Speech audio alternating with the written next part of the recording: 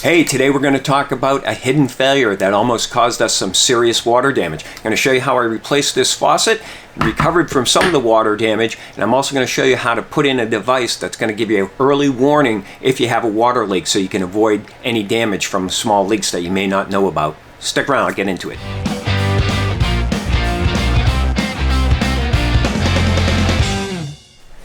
Hey, welcome back to the channel. If you're new here, my name is Scott. My wife Ellen and I travel full-time in this 2022 Riverstone 39RKFB. We do YouTube videos about tech stuff mostly, but we do campground reviews and things and adventure type stuff as well. If that's the kind of stuff you're interested in, please be sure to like and subscribe and hit that notification bell to let you know when we get new videos out there. So let me tell you what happened. So we arrived at a campground a couple of weeks ago, and we had been there about 3 or 4 days, and I went up into the bathroom in the front of our rig, which is our master bathroom, and I was wearing socks. I was at the sink, brushed my teeth or something like that, and I felt water hit my sock. So I thought that maybe, Ellen had gotten out of the shower and dripped water on the floor, so I kind of wiped it up, took my sock off, and put a new sock on. I went in there a little while later, and it happened again. So I started looking for a leak, seeing where the water was coming from. I thought it was coming from the shower, but what I discovered was, after looking underneath the cabinet in the vanity, I noticed that there was water dripping off this faucet from up around this area. Just a very, very slow drip. And so I went in there and I shut off the water, went down, shut off the water, took this out, and I wanted to check here to tighten these up. I thought these had become loose, and it turns out that despite my tightening them up, the water was still leaking. It was leaking from way up here. So there's no way to fix that. So I decided that I would replace them. So I'm going to go through and show you how I did that and show you the kind of repairs. And then what I'm going to talk about is these Govee Life water sensors that I picked up. There's a bunch of different brands out there that do the same thing. This is Bluetooth, plus it has a Wi-Fi adapter gateway so that I can monitor it no matter where I am on the internet. So like I said, there's a bunch of different brands, but this is a pretty good one. I have other Govee stuff that I use, so I kind of just kept it with the same brand. This isn't sponsored or anything, but I will put the links to this kind of stuff down in the description below, so if you're interested in getting more information and purchasing those, you can click on those links. All right, so let me go and show you the stuff that I did in the bathroom. That sounded weird, but the things that I did in the bathroom to repair for the water and stuff like that. That's pretty funny. All right, stick around, here we go. All right, I'm going to do this video kind of in reverse order because the repair has already been done, but I realized I didn't really describe how I discovered the problem and where the water was coming from. So let me show you that. All right, so I come in here, I had my socks on, I was brushing my teeth or something, and I was standing here and I felt the water. And I kind of dried it up. I was looking, saying, oh, it must come from the shower. Maybe Ellen dripped it out there or whatever. A little while later, I came back and my sock got wet again. Upon closer looking, I saw that the water was coming up through the seam of the vinyl flooring right there. So I wiped it up. I was pressing. I could see it coming up more. And then I also noticed that it was coming out right below the seam here where the toe kick meets the floor. So figured, okay, it's got to be coming in from somewhere behind there. So I opened up here, and of course this is dry because the faucet was leaking from up there and the water was dropping down below there where you wouldn't see it until it accumulated so much that it came out here, as I point out a little bit later in the video. So this repair has been all done. I'll show you kind of the damage that was done and how I went around cleaning that up. You can see here, here's a floor. Now, although this looks like it's wet and damaged, this is actually the adhesive, which is still tacky. They obviously didn't put any adhesive up here. And all of this is bone dry now, despite what it looks like. Now, this board here is actually particle board with a thin plastic laminate on it. And if we look over here, you might be able to see, you can see that it's a bit swelled here because it wicked up the water that was under there, and I have the plastic laminate off. Now that that's dry, I'll glue that and reattach that. So let me show you on the inside what we're looking at. I've got my inspection camera here. and you see that board, that kind of 4 inches high, 6 inches or 7 inches wide there. That is that board I just pointed out, the particle board. So again, you can see I took the laminate off and rolled it up, and you can see towards the top, like a 1/4 inch down on the top of that, you can see that's how far the water wicked up. So I put the hair dryer down here and let that dry out for a couple of days, but I actually had the hair dryer running on it for probably a total of 8 hours in a couple of different stints, and it dried out pretty well. So it is not brittle or flaking or anything like that. And I have since, I did also rather take up these vinyl planks and dry out under there, and then I wiped them all down with bleach underneath there, and then hit it with a solution of 1 part vinegar, white vinegar, and 1 part water. So to eliminate any potential for mold.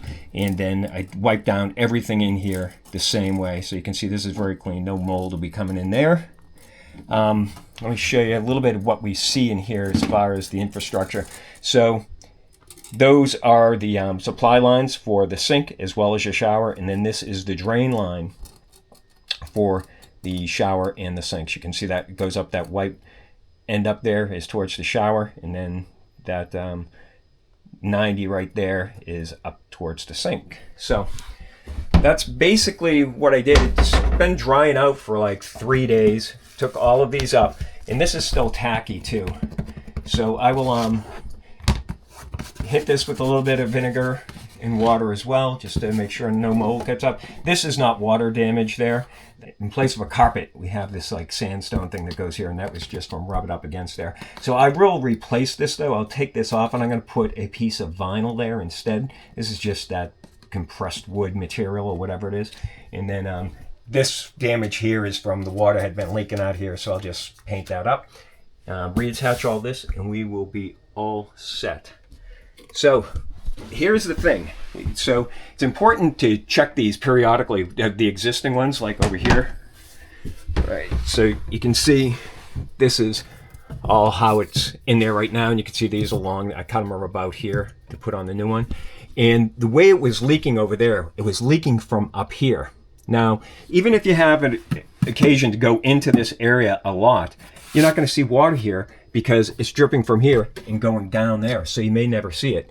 So it's important to check these periodically so that, you know, if they're leaking, you'll know about it beforehand.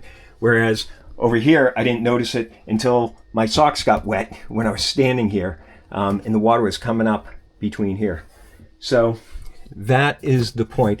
So I'm going to put some water sensors down here. I'll show you those in a couple of minutes, and that will kind of give us a heads up.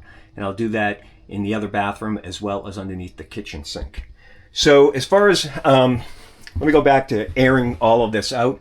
So I did put a hair dryer under here to get that warm and dry that out. And then also I pointed it down here. In here, kind of dried out by itself.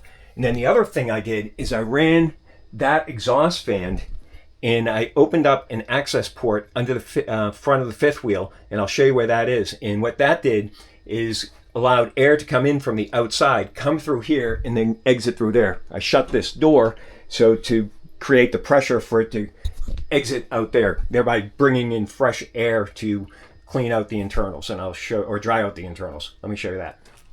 All right, so conveniently we have this access port here, and that comes off. And I don't know if you'll be able to see up here, but basically right here is the supply lines to the shower, and then somewhere right around in here, oh, right up here is the drain for the shower. So my hand going right in here is the inside where that, just below that wall of the vanity is. So I reached in here, felt all around, and it was all dry in there. You can see there was never any water in here. It was never damp. So the water didn't penetrate that far. And I don't know how long it had been leaking for. I suspect probably 2 or 3 days, because I hadn't felt water there before we got here. We got here, and then a couple days after that, I started feeling. Oh, one thing I wanted to point out too is once I noticed I had the leak, obviously I didn't have the replacement faucet and I still wanted to use the sink. So I just happened to have this little contraption from my 3D printer. And what I did is I finagled it in here, kind of like this. And that was enough to catch the water. And it would fill this up about 1/4 to 1/2 inch about every 12 hours or so. So I did that to stop the drip from getting to the bottom, obviously. And I had that to kind of mitigate the problem while I was waiting for the parts to come in. All right, I wanted to break in here and let you know about the actual replacement and repair of the faucet itself. I'm just going to go through the basic steps because the details are going to vary based on the particular faucet that you will replace. But I'll show you what I've got here and then I'll show you the basic steps. So these are Delta. They're about the same height, maybe a little bit higher than the original that were in there. You know, same swivel top here. Yeah, they work fine. We've had them for a few weeks. And I also did replace the drain assembly here, which came with the kit. I think they were about $120 or something, and it came complete. All right, shut the water off. There you go. So that one's off. This one should be off too. All right, now what I do is I will take a towel, and I'll put a towel, jam it all in here, because when I cut these, there's sure to be some water coming out. So I'll put it down there. Basically what I'm going to do is take my hex cutting tool. I'm going to cut it right about there and there. That will give me enough room to put on the shut-off valves. And then I will go ahead and remove this. This is pretty easy. This just kind of unscrews. All right. All right, here we go. Well, got to make sure I cut the right one. So let's see. This is definitely the one going to the sink. Let's turn the camera up there so you can see. There you go. Right here. So it's this blue one. I will leave about 4 inches or so right there. So a bunch of water is going to come out. I'll try to get this as straight as possible. Make sure I'm on the right one. Too late now. There's that water. And then I will do the same on the red. About 4 inches or so.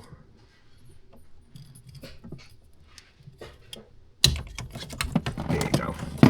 All right, now let me reposition the camera to show you how easy it is.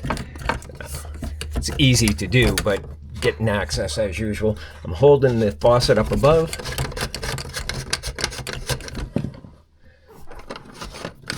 There you go. And then these got to kind of force them through. There you go. Once you get one through, the other one comes through easy. There you go. That's done. And then out it goes. I can take these off so that it's easier to put the valve on rather than trying to crimp in here. So I'll just unscrew these, use my channel locks to do that.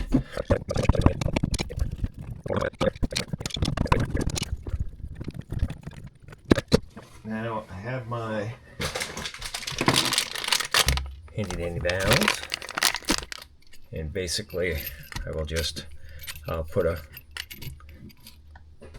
crimp on there and then put it back in, and then we'll install the other one and I'll cut the lines. So I'll go do this off camera, back in a couple of minutes when they're done. All right, so those are done. Just come back on, and what I'm going to try to do is get it so that this will face this way.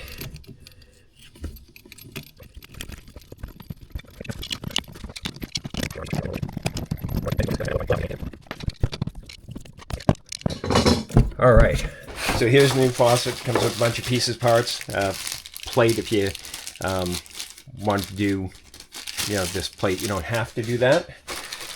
Comes with, they give you a little thing to take off the aerator, and then they give you this tool already set up. I'll show you how this is used. Here's the drain mechanism, which that's going to be a pain. I'll show you that too, but there you go. And finally, the faucet itself. Basically, what you do is they have this right here. Will go up on the deck. Boom. Obviously, it all goes through here.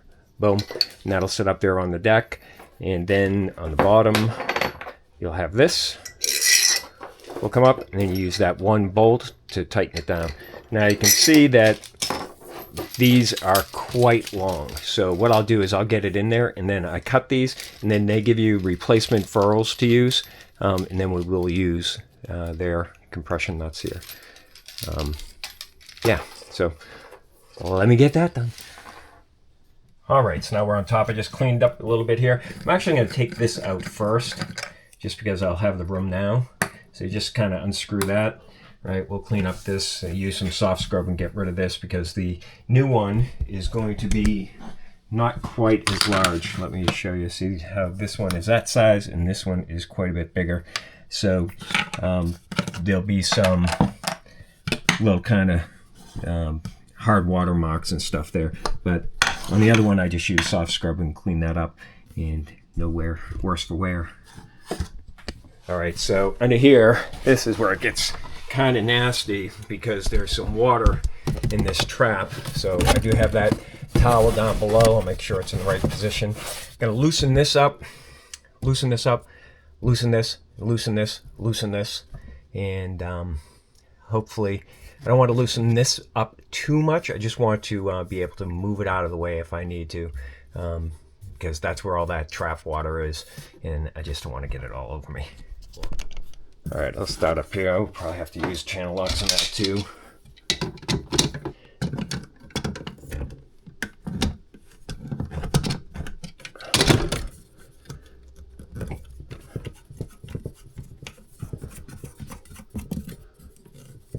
Take this washer off so it doesn't fall down on me. We don't need this. Oh, there's gonna be a bunch of drain scum.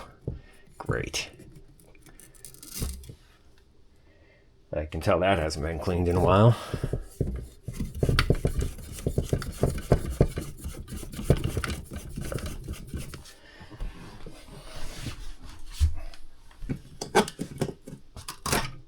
All right, let's get the old stuff out.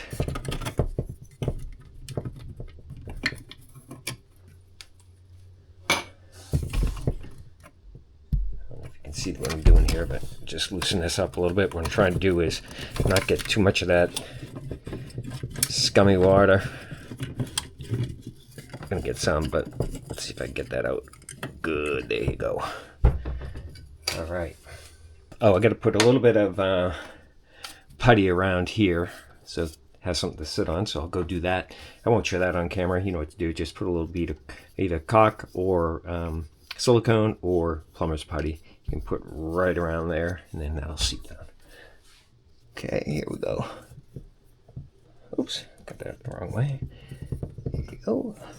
And then, oh, they could make it a lot easier too. This is a lot easier to hand tighten, get it going, hand tighten. Okay, there we go. And then that'll go in there. We get it seated now. It is seated. Get this. Got to straighten, make sure it's straight. So I'll get this going. And once I get it up there, I'll align it, make sure it's good, and then tighten everything up. And that part will be done.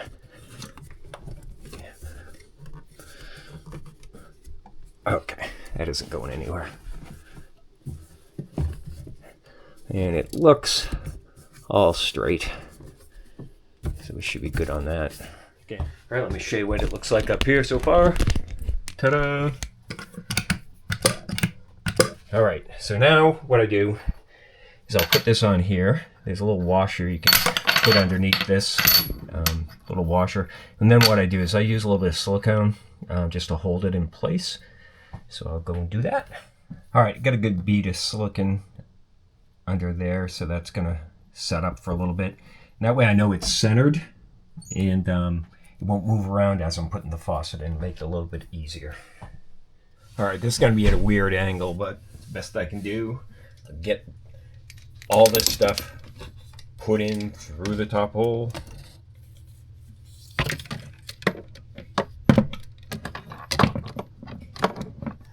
see that. Now here's the clamp that I talked about, and then we have this tool that they give you with the bolt is already in there, and then once you start it, you can fold this up and get some leverage on it. All right, maybe you can see that a little bit better. So much stuff in here. Wanted to show you the wrench that they give you, which is really handy. So here it is right here. This bends up, boom, and it's long enough so you can get it all the way up there. And then once it's up there, you turn this out and get leverage on it. You hold the faucet on the top and then just crank this in. I've already got it pretty much tight, but there you go. All right, so now what we have to do is cut these to length. So you want to use PEX cutters again. You want to make sure that you get a little bit extra length. So this has to sit in here down to about here, right? So I'm going to go just a little bit longer right here. This is the red one, hot, right? That's going to be good right there. Hopefully I got it straight. Boom. And then they give you this ferrule here. Can you see that? This is the replacement one. So put the nut up there. Seat this all the way into the ferrule, and then you put it in here, and then you start make sure that's squared up. Oh, it's tough to get it through the top of this nut. There you go. Make sure that's all straight, and then sit it in there. Oh, obviously make sure you don't cross thread it. Make sure that this looks about straight. Move that out of the way. It's a little easier. There you go. And finger tighten it at first. And that should be fine for now. And I'll just tighten these up a bit. Not too tight, but tight enough. Could use a adjustable wrench. I got one somewhere, but this is fine.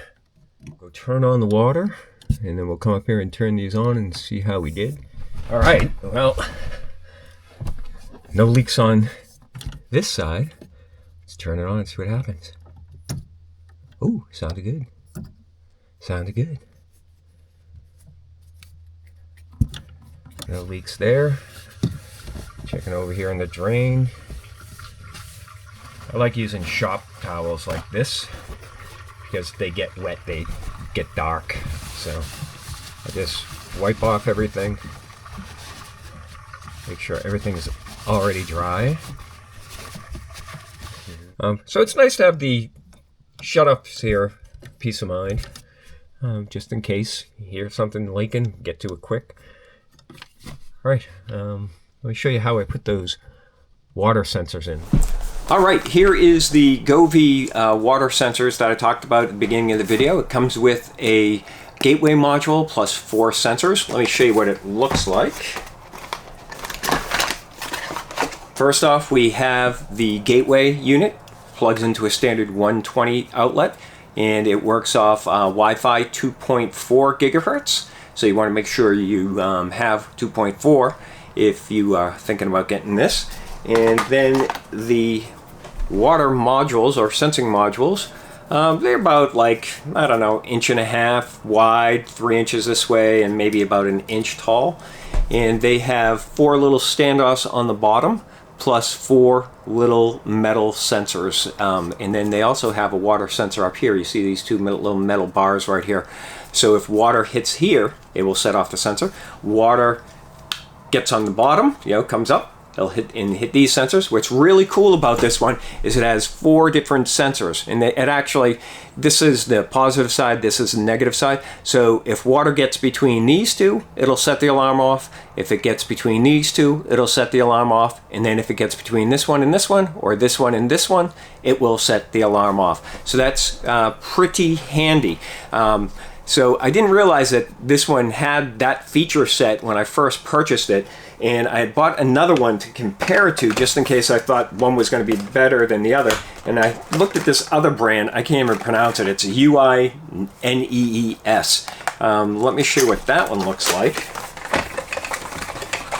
So here's the gateway module. A little bit more sleek, I guess, round, you know, but who cares? You're going to put it somewhere probably you can't see it. Plugs into 120 as usual. Works on 2.4 as well. And then here is the sensor, a little smaller, right? But it doesn't have any way of sensing water that might drop on top of it. Also, on the bottom, it only has these two sensors. So water has to make it between here and here to give that connectivity to make sure that it goes off. And the problem with that is that you notice this flat part, when this sits on the surface, that's right against the surface. So the water has to actually get here and here by going around, not underneath it. So that's probably a substantial amount of water. So as I pointed out, this one has 4 different sensors, and we'll get it this way, this way, this way, or this way. And because it's raised up a little, the water can go under and make those connections. So I think this is the superior product in that regard. Put this one away. What else can I tell you? So I am going to put this module over underneath the TV. There's that little cubby, and there's an outlet there that also runs off of the inverter. So when I plug this in, even when I'm boondocking, this is going to be powered on all the time. Pretty cool. And my Wi-Fi is powered on even when we're boondocking. Not that we boondock that much, but we're preparing to, and the inverter will handle all of that. So yeah, that's pretty cool. Setting it up is really easy. I'm not going to go through that, but I will show you the app, and I'm going to show you a test. We'll pour some water on this and we'll have the alarm go off. One thing about mounting it, I'm going to put it on top of my iPad here, and you can see it sits there, and these standoffs have a little bit of rubber, so it has a little bit of traction, but you know, bouncing down the road, it's definitely going to move. So what I'm going to do is use a little bit of double-sided foam tape and put it on the bottom here, not so high that it's too much higher than the standoffs, just enough to get it some surface, but I don't want it to be too high off the surface because then it would require more water depth in order to hit those sensors. So I'm going to be very careful about that. May even be better to kind of do something, maybe I'll 3D print something and put it down like this and clamp over it. If that might make sense. But I'm going to try the little double-sided foam tape first and see how that goes. All right, let me go show you a test, and you can hear how noisy these things are when they go off. It'll be pretty cool. Check it out. All right, so here we have it, and I got a little bit of water here, and we're going to test this sensor right here. And you'll see I'll get a warning on my phone as soon as it goes off. I'm doing it out here because it's loud and the dogs are inside, and this will aggravate them. But there you go. And I'll get that. See if I can make it go quiet now. There you go. So it told me, you might have seen the alert there, told me that we had a leak. Oh. And it told me, I went into the app, now it says leak alert, master bath, and then I also get an email. So that's all there is to it. So if I had it on something else and poured some water, these connectors would hit. I figured just show you how loud it is. You hear that anywhere in the RV for sure. All right, stick around and give a quick wrap up. All right, so to recap, hidden plumbing and faucet leaks like the one we experienced can go unnoticed and cause significant damage if they're not caught early. We were lucky enough to catch ours in time, and the damage that was done was pretty minimal and easy to correct for, so that we're lucky in that regard. But it is a good reminder to periodically check the plumbing fixtures and the faucets, particularly in the cabinets and behind these false walls where you typically would not see just by going in and out of the cabinets. So that's a good little tip that we do now, even though we have the water sensors, which do give us that extra peace of mind. Another habit we've been getting into is when we leave the RV for any period of time, even if it's just for a few hours a day, we will shut off the water at the main spigot just so that we don't have any surprises when we come back.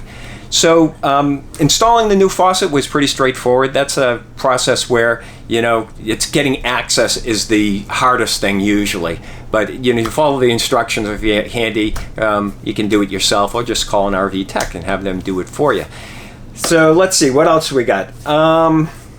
Yeah, I think that's about it. What we've been noticing is that a lot of people are watching the videos, but they're not subscribed. You're coming back and watching. We appreciate that, but subscription really helps us out a lot. So at the end of this video, there's an opportunity to subscribe. If you could just take a couple of seconds and do that, we'd appreciate it. Again, if you like this video, please give it a thumbs up. If you like this kind of content, again, please subscribe. And if you think anybody else get value from this content, please share it out to them. Thanks for watching. We'll be back in a couple of weeks after the holidays, and we got a couple of campground videos to show you. All right, thanks for watching. Catch ya. Bye.